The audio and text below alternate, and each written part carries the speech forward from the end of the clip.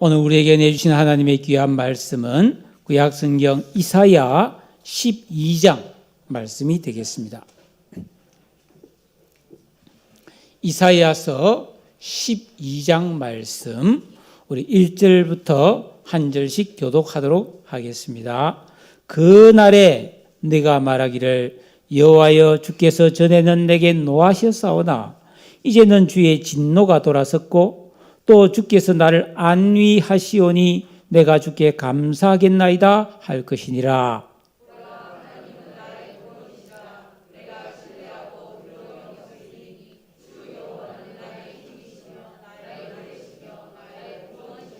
그러므로 너희가 기쁨으로 구원의 우물들에서 물을 기르리로다.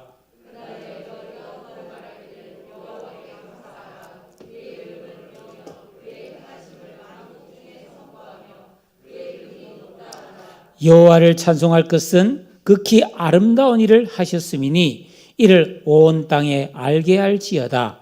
시온의 주민아 소리 높여 부르라. 이스라엘의 거룩하신 이가 너희 중에서 크심이니라 할 것이니라. 아멘. 여러분들은 얼마나 존중받으며 살고 계신가요? 가정에서 남편으로서, 아내로서, 또 자녀로서, 또 직장에 가서 혹은 이 세상에서 나는 어떤 존재로 어느 정도의 대접을 받으며 살고 있다고 생각하십니까?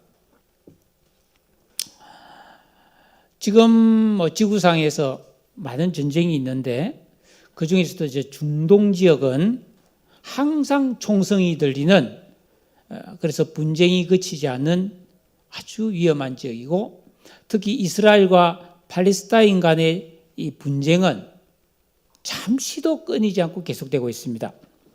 2006년 6월 그 이스라엘과 팔레스타인의 접경 지역인 가자 지구에 이 팔레스타인 무장 세력 하마스가 땅굴을 파고 이스라엘 국경을 넘어와서 총격전을 벌였어요. 그 와중에 이스라엘 병사 한 사람이 납치되어서 사라졌습니다. 이때부터 이스라엘은 이 납치된 병사 하나를 구하기 위해서 끈질긴 협상을 벌였고 5년 동안 협상을 벌여서 마침내 그 납치된 병사를 돌려받을 수가 있었는데 그 납치된 병사 한 명을 돌려받는 조건이 이스라엘 감옥에 갇혀있던 팔레스타인 포로 1027명을 석방해 줬습니다. 한 명 돌려받기 위해서. 여러분 만약에 북한에 납치된 우리 군사 한 명을 구하려고 간첩 1027명을 놔준다면 그 사람들 이해하겠습니까? 그런데 이스라엘과 이 팔레스타인 간의 이런 포로교환은 이게 한두 번이 아니었습니다. 1983년 6명의 이스라엘 병사를 돌려받기 위해 무려 4,700명의 팔레스타인 해방기구 포로를 풀어준 일이 있었고 1984년에는 이스라엘 병사 6명과 291명의 시리아 무장단체원을 맞바꾸기도 했습니다. 그뿐이 아니라 그 전쟁을 하다가 전사를 해서 적의 땅에 묻혀있는 이스라엘 군인의 시신을 돌려받기 위해서도 협상을 했는데 1996년 두구의 이스라엘 병사의 그 시신을 돌려받기 위해서 악명 높은 헤즈볼라 대원 123명을 풀어줬고 2008년에는 두구의 전사자 시신을 돌려받기 위해 200명의 팔레스타인 테러리스트를 풀어주기까지 했습니다. 이렇게 파격적인 교환에 대해서 많은 비판이 있습니다. 그러나 그 이스라엘은 정권이 바뀌고 정치 지도자가 몇 번 바뀌어도 조금 더 변화가 없습니다. 왜냐하면 이스라엘 정부는 철저한 한 가지 원칙을 지키는데 그게 뭐냐면 이스라엘의 군인은 전사를 했건 포로가 되었건 지구 끝까지 쫓아가서 어떤 대가를 치르더라도 반드시 데리고 온다. 이게 원칙이라는 거예요. 그렇지만 너무 심한 거 아니냐? 이에 대해서 이스라엘 정부는 단호합니다. 이스라엘 군인의 생명은 계량화할 수 없다. 돈으로 따질 수 없다. 한 사람도 어떤 희생을 치르더라도 반드시 데리고 온다. 이게 이스라엘의 정책이라는 겁니다. 강한 군대죠. 여러분, 이스라엘은 인구가 700만 명 정도밖에 안 됩니다. 우리나라 서울 인구보다 적죠. 그런데 이제 상위 군인이나 전사자들이 많은 나라예요. 왜? 1948년 독립한 이후에 지금까지 잠시도 멈추지 않고 계속 전쟁을 해왔잖아요. 주위에 막 중동 국가들이 즐비하잖아요. 그런데 이스라엘의 보훈 제도가 감탄할 만큼 잘 되어 있습니다. 상위 군인에게 넉넉한 연금을 줘서 중산층 정도 살게 해주는 거예요. 그뿐 아니라 주택 보조, 결혼 비용 지원, 엄청난 혜택이 있습니다. 고도 상위 등급자에게는 3년마다 해외여행도 시켜줍니다. 전사자의 경우에는 배우자와 자녀들 그리고 부모들까지 모든 생활비를 다 대줍니다. 중산층 정도로. 이 나라가 뭐 돈이 세고 세서 그런 것이 아니고 국가를 위해 싸우다가 다치거나 전사한 군인들에 대한 감사를 국가가 모든 정책의 최우선에 두고 있기 때문입니다. 완벽에 가까운 보훈 제도를 갖추고 있는 나라, 그렇기 때문에 이 이스라엘 군인들은 정부를 절대적으로 신뢰하고 어떤 경우에도 국가가 자신과 가족을 저버리지 않는다는 믿음을 갖고 있습니다. 그래서 그들은 나라를 지키는 일에 목숨을 아끼지 않는다고 해요. 그 전문가들은 그 이스라엘 나라가 조그마한 나라예요. 국토도 우리나라 경상남북도만 하거든요. 근데 지금 세계적으로 강한 나라잖아요. 여러분, 한 생명의 가치를 소중히 여기고 그 존엄함을 끝까지 지켜주고 책임져주는 그 이스라엘 정부 모습에 감동을 받고 부럽기도 합니다. 여러분, 사람으로 태어나서 이 세상에 살면서 내 자신의 가치를 다른 사람들이 인정해주고 좋은 대접을 해주면 얼마나 감사하겠어요. 그렇지만 우리가 살아가는 이 세상의 현실은 대부분 그렇지가 못하죠. 우리나라의 뭐 독립유공자라든지 군인, 경찰, 소방대원, 119 대원, 한평생 직장에 헌신한 직장인, 또 자녀를 길러주신 부모님의 수고, 선생님의 은혜, 이런 수고와 희생을 쉽게 잊어버리거나 외면하는 경우가 허다합니다. 그 결과 사람들은 헌신하고 희생하고 봉사하기보다는 점점 자기중심적이 되어가고 이기적으로 살아가며 이 수단과 방법을 가리지 않고 나 한 몸 잘 살아보겠다는 이런 매정한 사회가 되어져 가고 있습니다. 여러분, 요즘 여러분들은 내가 살아갈 앞날에 대해서 어떤 이야기를 주로 듣고 있습니까? 여러분은 매일매일 살아가면서 이 세상으로부터 어떤 느낌을 받으며 살아갑니까? 현재 내가 살아가는 삶이 굉장히 평안하고 안정적이고 기쁨과 감사가 있습니까? 내가 살아갈 미래에 대해서 잘 될 것이라는 기대감이 있습니까? 요즘 뉴스에 주로 어떤 뉴스가 방영되고 있습니까? 장기 불황 온다. 쓰나미 같이 오고 있다. 물가가 막 급속하게 상승하고 있다. 지금 전쟁과 여러 가지 기후 위기 때문에 식량이 굉장히 위기가 온다. 식량 위기. 여러분, 우리나라는 쌀 제외하고는 우리 식량이 작업도가 10%도 안 됩니다. 거의 대부분 수입입니다. 만약에 이게 수입이 막혀버리면 우리 굶습니다. 기도 많이 해야 됩니다. 언제 전쟁이 일어날지 모르고, 그뿐 아니라 우리는 내부적으로도 극심한 편가르기와 다툼으로 나라가 지금 혼란스럽잖아요. 윤핵관, 윤석열 대통령과 가까운 사람, 또 뭐 개딸, 말도 뭐지 모르겠어요. 개딸들 해서 말이죠. 이러면서 편가르기를 해서 극심하게 지금 싸우고 있단 말이죠. 너무 혼란스럽습니다. 지금 러시아와 우크라이나의 전쟁을 보면 너무나 참혹하죠. 여러분 이렇게 아파트가 빌딩이 높은데 이 아파트 한복판에 그냥 대포알이 날라와서 쾅 터져 있는 일이 있잖아요. 마트에서 장 보고 있는데 폭탄이 날아서 마트에 장 보던 사람들이 어린애 어른할 것 없이 그 자리에서 생명을 잃잖아요. 너무 참혹합니다. 그런데 이런 많은 복잡한 일들을 우리 한 개인의 힘으로는 이걸 피하거나 해결하는 것이 불가능해요. 그럼 우리는 앞으로 어떻게 살 겁니까? 그냥 그렇게 삽니까? 우리는 어떻게 하면 나의 안전을 지키면서도 행복한 삶을 유지하며 살 수가 있을까요? 오늘 우리가 읽은 이 성경 말씀 이사야서 12장은 사람을 괴롭게 하는 모든 아픔과 슬픔과 고통의 문제를 다 해결받은 사람이 너무 기뻐서 부르는 노래입니다.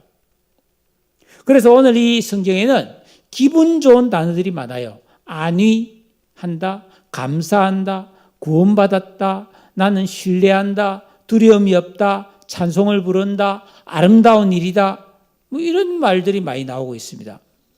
그런데 이 노래를 부른 이 사람은 처음부터 그렇게 좋았던 삶을 산 것이 아니에요. 오히려 전에는 악한 죄를 짓고 성경이 나옵니다. 요 12장 앞부분에 나옵니다. 인간들이 길거리에 진흙처럼 짓밟히고 다녔다. 지렁이도 아니에요. 그냥 진흙처럼 짓밟혔다. 몽둥이에 얻어맞고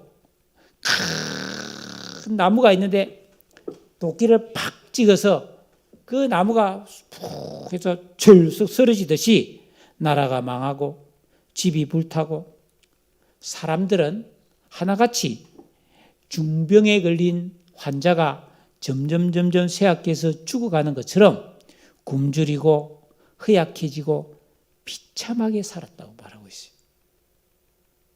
실제로 기원전 722년에 이 이스라엘이 망하잖아요. 바빌로니아라는 강대국에서 망하고 그 땅은 황폐되고 모든 집은 불타고 대부분의 사람들이 죽고 남은 사람들은 이 코를 끼어가지고 멀리 이방 나라에 노예로 잡혀갔어요. 우리나라로 치면 저 시베리아 끌려간 거예요. 거기서 죽도록 노예 생활을 했단 말이에요. 이제 희망이 없어졌습니다. 끝장났어요. 자력으로는 회복할 가능성이 전혀 없었습니다. 그런데 놀랍게도 이 역사를 보면은 70년 뒤에, 이게 실화입니다, 실화. 70년 후에 그 잡혀갔던 포로들이 많은 자식을 낳아서 본국으로 돌아옵니다. 그리고 다시 나라를 세웁니다. 그래서 이전보다 더 부강하고 잘 사는 나라를 세우게 됩니다. 풍성하고 행복한 삶을 살게 됩니다. 참 이스라엘이라는 나라는 참 특이하죠. 그렇게 잘 살다 또 망해요. AD 70년에 또 망합니다. 로마에. 그리고 또 뿔뿔이 흩어져요. 전 세계로 흩어집니다. 나라가 없어졌어요. 그리고 1500년 만에 또 나라를 세웁니다. 지금 이스라엘입니다. 1500년 지나서 전 세계에서 사람들이 와서 또 나라를 세웠어요. 그게 지금 이스라엘입니다. 어떻게 그런 일이 일어날 수 있을까요? 여러분, 한 나라, 한 민족이 이런 경험을 했다면 한 개인, 한 가정도 얼마든지 이런 복을 받을 수가 있는 것입니다. 지금 우리 가정이 가난하고 병들고 힘이 없고 도와줄 사람이 없어서 전혀 희망이라고는 없을지라도 회복될 수 있습니다. 아니, 지금 여러분이 잘 살고 있다 할지라도 지금보다 훨씬 더 잘 살 수 있습니다. 내 인생에서 과거에 참 좋았다 하는 그런 시절이 있을지라도 그보다 더 행복하고 영화로운 삶으로 바뀔 수가 있습니다. 어떻게 이런 일이 가능할 수 있을까요? 여러분, 사람들이 살아가는 이 세상에 왜 불행과 슬픔과 고통과 죽음이 항상 있습니까? 성경의 제일 첫머리에서 하나님께서는 말씀으로 천지 만물을 창조했다. 그렇게 가르쳐 줍니다. 이 자연, 숲과 물과 동물들, 식물들, 이 자연, 흐르는 시냇물, 바다, 하늘에 있는 해와 달과 별들 너무너무 멋있죠? 하나님이 보기에 좋도록 창조했다고 되어 있습니다. 요즘 새벽에 이렇게 교회를 오다 보면 그 달이 보여요. 달이 얼마나 예쁜지 모릅니다. 보름달도 좋지만은 반달도 예쁘고 참 눈썹같이 있는 초생달도 얼마나 예쁜지 몰라요. 그리고 저 논현동 쪽으로 저녁 석양에 해가 질 때, 그죠? 그 뻘건 해가 쫙 지는 걸 보면 너무나 아름다워요. 그런데 이 모든 만물 중에서 하나님은 특별히 사람을 가장 하나님을 닮은 모습으로 존귀하고 영광스럽고 행복한 존재로 이 천지 만물을 다스리는 왕 같은 존재로 만들었다고 했어요. 원숭이가 사람 된 거 아닙니다. 오랑우탄이 사람 된 거 아닙니다. 하나님은 처음부터 사람을 그 어떤 동물과 달리 가장 존귀하고 아름답게 영광스럽게 창조하신 줄로 믿습니다. 그때 만들어진 처음 사람 아담과 하와는 파라다이스, 낙원, 에덴 동산에서 살았어요. 조금도 부족함이 없이 완벽하게 죽지 않는 생명으로 살았습니다. 그런데 참 신기한 것은 인간이 말이죠. 조금도 부족함이 없는데 모든 것이 풍족한데 아무 걱정이 없는데 거기서 죄를 지어요. 그 마귀란 놈이 뱀 속에 들어가가지고 그 뱀이 여자를 꼬십니다. 그래서 하나님이 절대로 먹지 말라고 한 선악과를 똑 따먹어요. 그 결과 어떻게 됐습니까? 그 살기 좋은 낙원에서 쫓겨납니다. 쫓겨나서 농사를 짓고 노동을 하면서 수고롭게 살아가는 삶이 된 거예요. 희로애락을 느끼면서 불행과 슬픔, 질병과 고통을 맛보며 살아야 했습니다. 다툼과 이별과 분쟁을 겪어야 됐습니다. 그래서 이 세상을 살아가는 모든 사람은 그때부터 누구나 태어나면서부터 고생이 시작되는 거예요. 어린애도 고생이고 젊은이도 고생이고 어른도 고생이고 그리고 누구나 늙고 쇠약해지고 죽음이라는 고통을 벗어날 수가 없는 거예요. 즉 이렇게 사람이 겪게 되는 모든 고통의 근본 원인은 죄 때문입니다. 성경을 처음부터 끝까지 쫙 읽어보면은 하나님께서 사람들에게 바라시는 게 있습니다. 뭘 바라냐? 거룩하고 의롭고 화평하기를 바랍니다. 즉 우리가 뭐예요? 하나님을 닮아 살기를 원하는 거예요. 우리가 여러분 보면 참 이순신 장군, 세종대왕, 위대한 분, 우리도 그렇게 살면 좋겠다 그런 것처럼 우리가 하나님처럼 거룩하게 살기를 바라는 거예요. 또 하나님은 의롭게 살기를 바라는 거예요. 불의 말고 우리 서로 사람을 대할 때 서로를 잘 대해주기를 바라는 거예요. 서로 사랑하기를 바란단 말이에요. 하나님은. 또 하나님은 사이좋게 지내기를 바라요. 싸우지 말고. 그래서 말과 행실이 온전한 사람 되기를 간절히 원하고 계세요. 그런데 사람들은 흔히 뭐라고 합니까? 이 사람이 어떻게 죄 안 짓고 살아? 아이고 완벽하게 사는 거 불가능해. 그러면서 적당히 삽니다. 이게 바로 죄로 오염된 증거입니다. 그렇게 살면 안 됩니다. 여러분 한번 생각해 보세요. 우리가 마시는 이 물 조금이라도 여기에 뭐가 들어가거나 오염되면 이거 마실 수 있나요? 아니에요. 우리는 깨끗한 물을 마시기 원하잖아요. 여러분 여기 얼굴에 시커먼 게 뭐가 묻으면은 이거 씻지 않고 그대로 다닐 수 있습니까? 지금 제가 하얀 와이셔츠를 입었는데 여기에 막 김치 국물이 쭉 튀었다든지 뭐 짜장면이 묻어가지고 막 시커멓게 이게 얼룩이 지면 제가 이거 입고 나올 수 있습니까? 갈아입어야 됩니다. 그러니까 우리 모두는 누구나 가능하면 더 깨끗한 집에서 가장 좋은 음식을 먹고 아무 걱정 없이 건강하게 살고 싶어 합니다. 아픈데 한 군데도 없이 여러분 건강하게 살기 원하시죠? 하나님이 기대하는 게 바로 이거란 말입니다. 깨끗해라. 깨끗하게 살아라. 그러면 행복해진다는 겁니다. 이게 하나님 법이에요. 그런데 사람들은 깨끗하게 살려고 노력을 안 해요.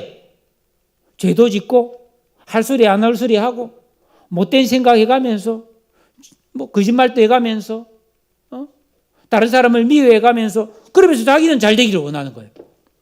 애초부터 불가능한 겁니다.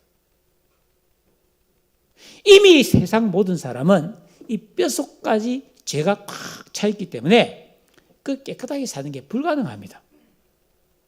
미워하고 다투고 거짓말하고 막 입으로 더러운 말을 하고 폭력, 이기심, 죄를 끊임없이 지어요. 속으로 사람도 많이 죽입니다. 그래서 하나님 마음이 아픈 겁니다. 여러분, 여기 어르신들 많이 계신데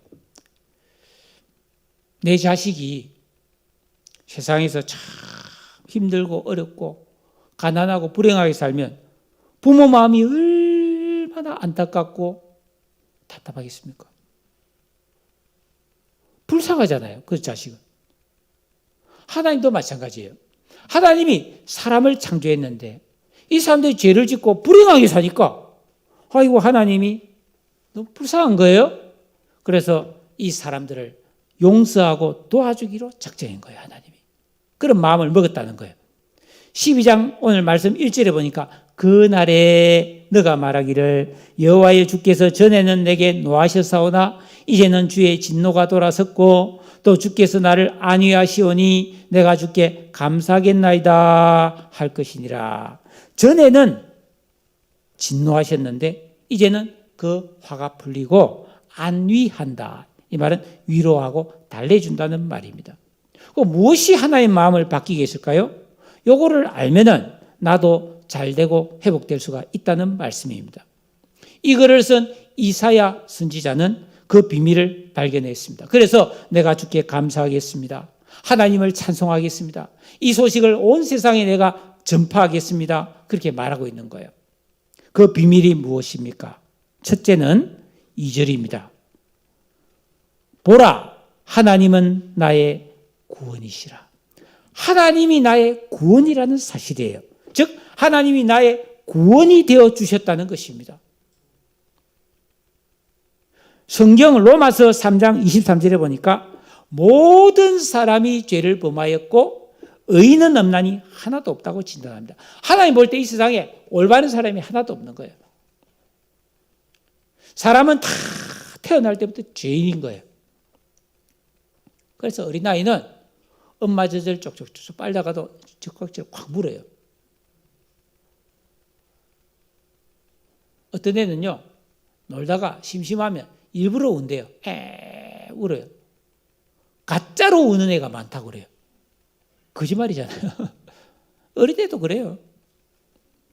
그러니까 태어나면서부터 사람은 죄인으로 태어났고 평생 이런저런 죄를 짓고 여러분 어린애들 자라면서 거짓말하는 애가 어디 있어요? 저도 어릴 때 용돈 구할 때 호주머니에서 엄마 호주머니 지갑에서 10원, 20원 빼먹은 적이 있습니다. 왜? 돈을 안 주니까. 다 젊은 사람도 고생, 중년에도 고생, 나중에 이제 늙고 병들어서 고생. 근데 그게 끝이 아니에요. 사람이 죽으면 끝이 아니란 말이에요. 죽으면 하나님 앞에 가서 내가 살아온 인생에 대해서 심판을 받아서 다 지옥에 떨어진다. 이게 성경입니다. 히브리서 9장 27절에 보니까 한 번 죽는 것은 사람에게 정해진 것이고 그 후에는 심판이 있다. 이건 아무도 벗어날 수 없어요. 한 사람도 예외가 없단 말이에요. 이게 하나님이 정해놓은 법이에요. 그런데 사람들이 이걸 안 믿어요. 그럴 일이 있겠냐? 없어. 있으면 보여줘봐. 그럽니다. 그런데 그렇게 말하는 그 사람 아무 근거가 없어요. 그냥 자기 생각이에요.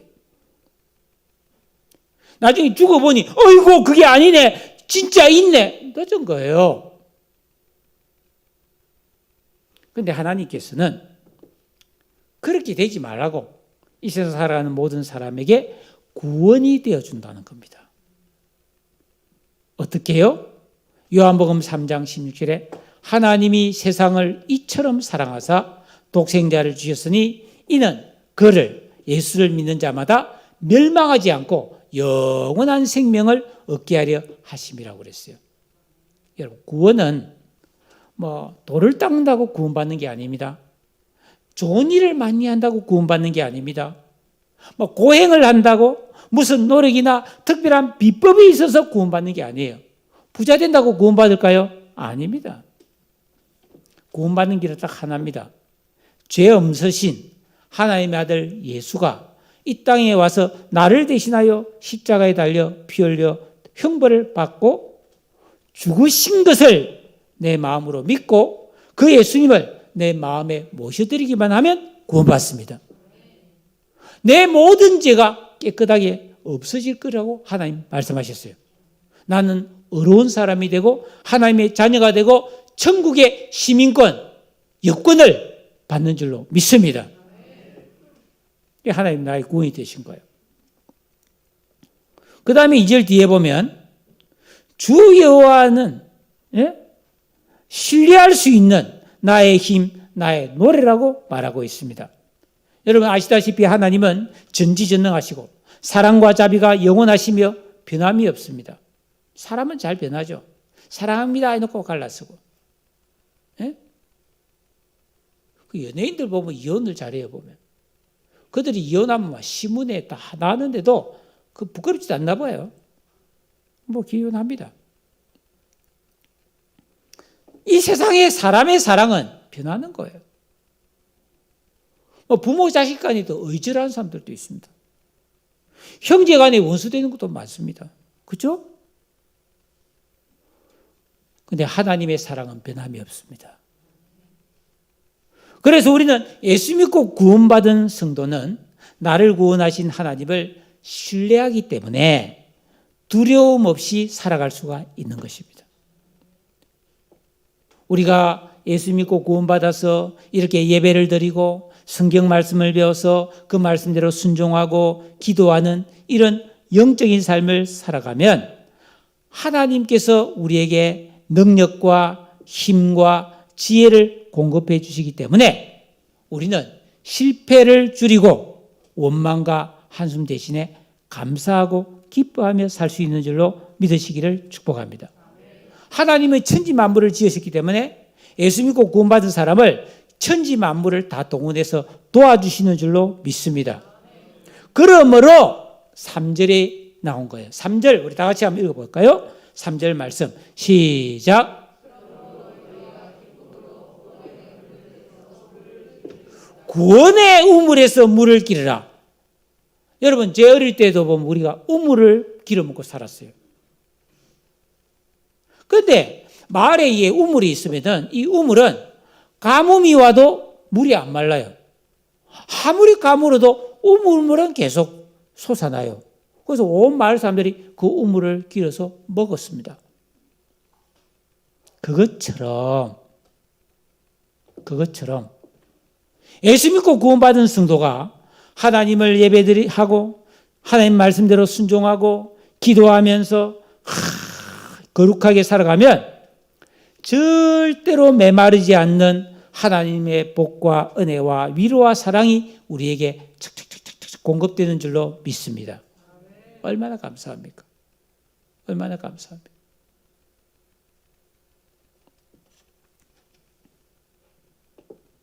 세 번째로 하나님은 5절에 보니까 극히 아름다운 일을 하셨다. 여러분 성경이 아주 두껍잖아요. 이렇게 두꺼워서 읽기가 힘들어요. 그런데 이 성경에 기록된 것은 두 가지입니다. 하나는 사람이 한 일, 또 하나는 하나님이 우리를 위해 해주신 일, 딱 두 가지입니다. 그런데 여기 보면 사람이 한 일은 뭐냐?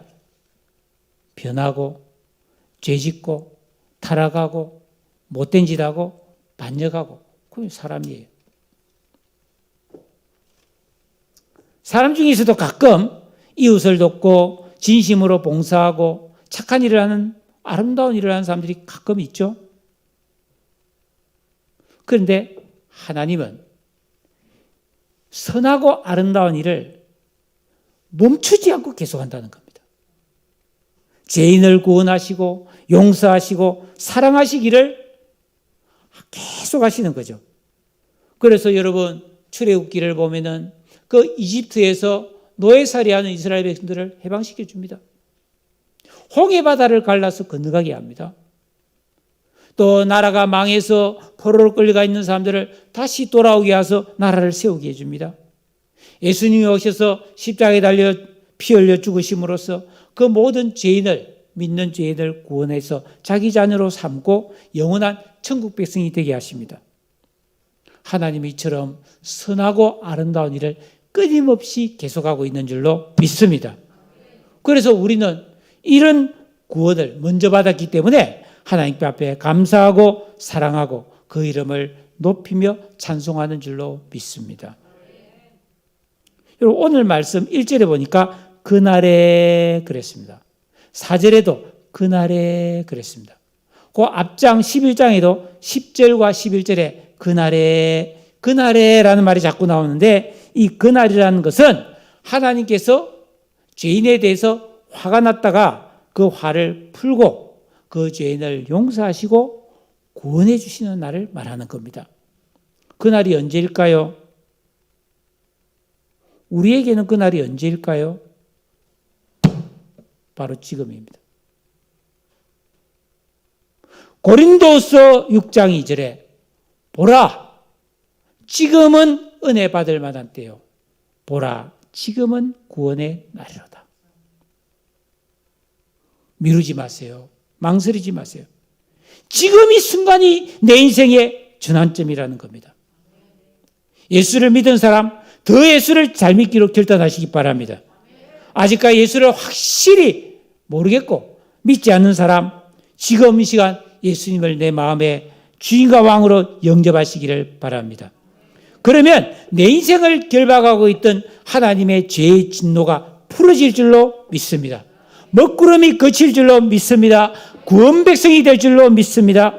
그러면 내가 실패해도 실수해도 부족해도 가난해도 잘 몰라도 나이가 많거나 적거나 어떤 형편에 있더라도 병이나 실패의 수렁에 빠져 있어도 구원해 주시고 영원한 하나님 나라 천국에 들어갈 수 있도록 끝까지 책임져 주시는 줄로 믿습니다.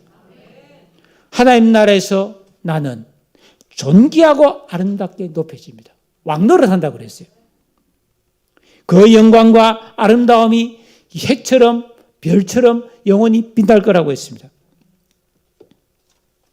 하나님께서는 이처럼 예수 믿고 구원받는 모든 성도들을 가장 좋은 미래를 열어준다는 거예요. 하나님 우리 앞길이 너무 좋은 날을 만들어 놓고 기다리고 있다는 거예요. 이 약속을 주신 하나님을 찬양하시기 바랍니다. 하나님은 전지전능해요. 아무도 하나님 말릴 수가 없잖아요. 하나님이 우주 만물의 주인이니까. 그러니까 이 든든하고 확실함을 신뢰하고 감사하시기를 바랍니다. 코로나가 와도 이제 두려울 필요 없어요. 코로나가 와서 이제 조금은 지금 완화되고 있는데 아시다시피 우리 교회는 코로나 때 한 번도 예배를 안 드린 시간이 없습니다. 그죠? 예배 다 드렸습니다. 방역 지침 지켜가면서 철저하게 예배 다 드렸습니다. 왜? 우리가 할 수 있는 도리상 최선을 다해서 방역 지침을 지키면서 예배를 드리면 하나님이 지켜주실 줄로 믿었기 때문입니다. 그러므로 여러분 두려워하지 마십시오. 참 하나님 놀랍습니다.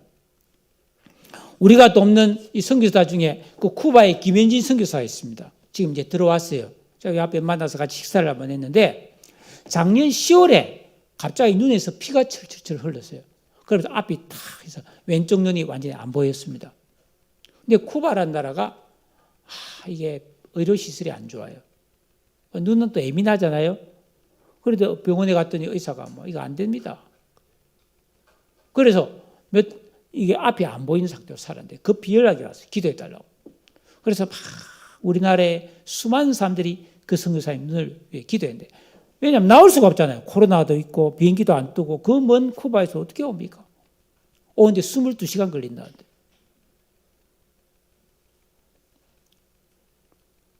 그래서 며칠 동안 캄캄하게 이렇게 앞이 안 보이다가 기도를 했대요. 하나님, 이 눈 하나 잃어도 좋습니다. 그래서 기도를 했는데 갑자기 눈이 번쩍 떠져 버렸어요. 피가 묻고요. 앞이 환하게 보이더래요. 그래서 이제 병원을 예약해놓고 우리나라 병원 예약해놓고 11월, 12월, 1월, 2월, 3월, 4월, 5월 7개월 있다가 2주 전에 우리나라에 왔어요. 병원에 갔더니 우리 눈동자 있잖아요. 눈동자, 동그란 눈동자 안에 젤리 같은 게 들어있대요. 젤리 같은 게. 끈적끈적한 젤리가 들어있는데 그 눈동자 안이 찢어져가지고 뭐 때문인지 모르지만 거기서 피가 나가지고 그 젤리와 피가 섞여서 지금 떡이 되어 있다는 거예요. 근데 이 눈을 어떻게 지금 봤냐 이거지. 그래서 이제 그 안에 있는 젤리를 피떡이 되어 있으니까 다 끌어내고 그러니까 눈알을 잘라서 있잖아요. 벌려서 그 안에 있는 걸 다 끌어내고 그 안에 찢어진 부분을 찾아서 끼워야 된대. 그래서 의사가 이거 안 될 수도 있다. 그리고 찢어진 것이 작기 때문에 못 찾을 수도 있다는 거예요. 그렇잖아요. 이 눈동자 동그라미 안에 어떻게 찾겠어 그걸. 그걸 깁는다는 것도 쉬운 일이 아니고. 그래서 의사가 각오해라고. 그래서 이제 서약서 쓰고 눈수술을 했어요. 그래서 안에 있는 싹 다 끌어내서 눈동자 안이 등 비잖아요. 그 안에 가스를 넣어가지고요. 풍선처럼 부풀려 가기 때문에. 안 그러면 찌그러지니까 눈동자가 참 희한해요. 그걸 수술했어요. 의사가 하는 말이 완벽하게 치료됐습니다. 깨끗하게 나와버렸어요. 지금 완전 눈이 정상 회복됐습니다. 의사가 기적이래. 그 아팠는데 7개월 동안 방치하고 있었잖아요. 근데 7개월 동안 또 봤던 것도 신기하고 근데 오기로 딱 하고 비행기표를 끊었을 때 다시 안 보이거든요. 근데 와서 수술받고 다시 보이기 시작한 거예요.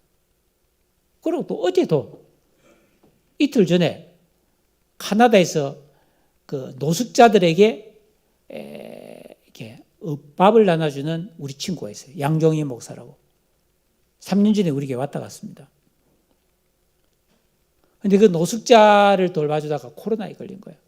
고열에 시달리고 머리끝부터 온몸에 통증이 되면서 오한이 오고 굉장히 위급함에 빠졌다고 급히 기도를 부탁했어요. 또 우리 아는 분들이 모여서 막 기도를 많이 했어요. 오늘 아침에 그 병원에 이제 중환자실에 들어가야 되는데 갑자기 열이 내리고 통증이 사라지고 건강하게 됐다는 거예요. 의사들도 이게 웬일이냐. 그렇게 고열에 시달린 사람이 갑자기 열이 뚝 떨어지고 깨끗하게 나와버렸다. 참 놀라운 일입니다. 사랑하는 여러분, 하나님은 살아계십니다.